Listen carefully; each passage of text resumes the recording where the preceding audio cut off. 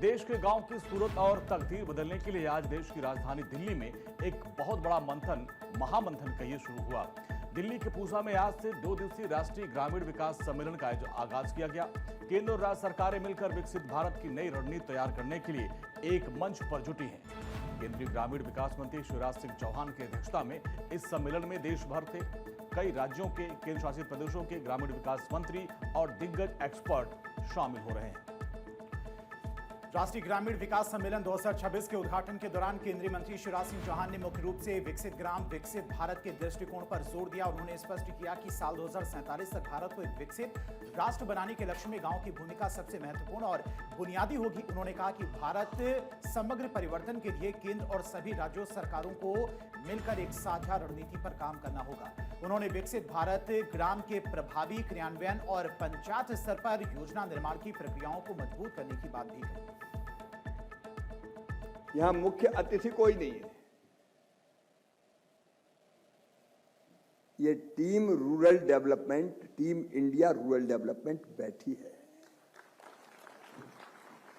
और मैं भी उसका एक सदस्य हूं। अटल जी ने एक कविता में कहा, हे प्रभु मुझे इतनी ऊंचाई कभी न देना कि औरों को गले लगा न सकूं। ये मुख्य अतिथि ये दूरी पैदा करता है। हम भी इस टीम के सदस्य हैं और मैं अनौपचारिक होने के लिए इसलिए कह रहा हूं कि ये कोई कर्मकांड नहीं है। एक कार्यक्रम करना था, कर लिया नहीं, बहुत सोची समझी रणनीति है। प्रधानमंत्री जी का संकल्प है विकसित भारत, एक वैभवशाली, गौरवशाली, संपन्न, समृद्ध, शक्तिशाली, आत्मनिर्भर विकसित भारत। और विकसित भारत बिना गांवों को विकसित बनाए नहीं हो सकता। प्रधानमंत्री मैन ऑफ आइडियाज हैं, उनके सीने में एक तड़फ है, कैसे भारत को और आगे ले जाएं। इस 2 दिवसीय सम्मेलन का सबसे बड़ा उद्देश्य केंद्र और राज्यों के बीच तालमेल को मजबूत करना है। केंद्रीय मंत्री शिवराज सिंह चौहान का यह साफ मानना है कि अगर साल 2047 तक भारत को विकसित राष्ट्र बनाना है तो उसकी शुरुआत गांव से ही होगी। तो देखिए कैसे पहली बार इतने बड़े पैमाने पर यह सम्मेलन हो रहा है ताकि राज्य अपने अच्छे अनुभव को एक दूसरे के साथ साझा कर सके और मिलकर काम कर सके।